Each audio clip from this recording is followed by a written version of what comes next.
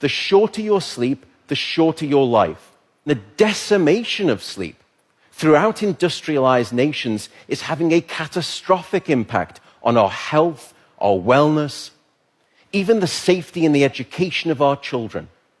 It's a silent sleep loss epidemic, and it is fast becoming one of the greatest public health challenges that we face in the 21st century.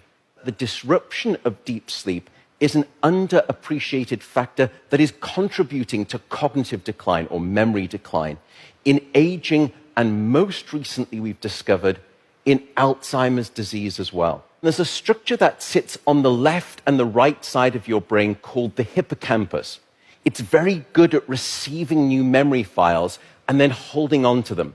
Yet in those people who are sleep deprived, we actually couldn't find any significant signal whatsoever.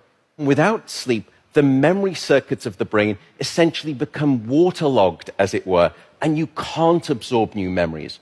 We have since discovered that a lack of sleep will even erode the very fabric of biological life itself, your DNA genetic code.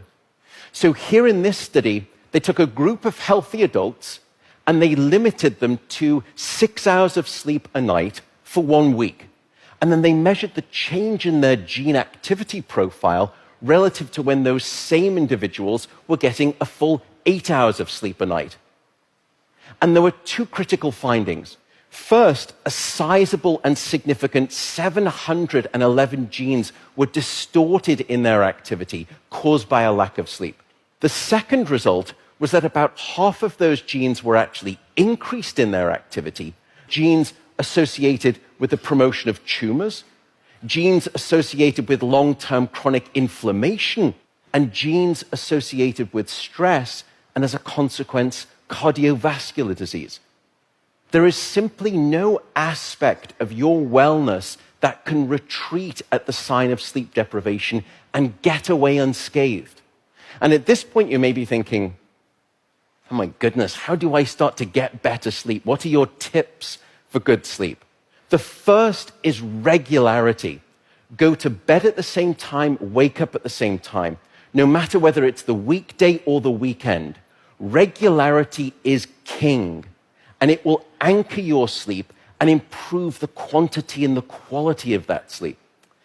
The second is keep it cool. Your body needs to drop its core temperature by about 2 to 3 degrees Fahrenheit to initiate sleep and then to stay asleep. And it's the reason you will always find it easier to fall asleep in a room that's too cold than too hot.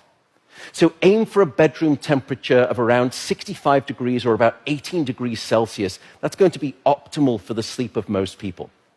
Sleep, unfortunately, is not an optional lifestyle luxury. Sleep is a non-negotiable biological necessity. It is your life support system. And with that soapbox rant over, I will simply say good night, good luck, and above all, I do hope you sleep well.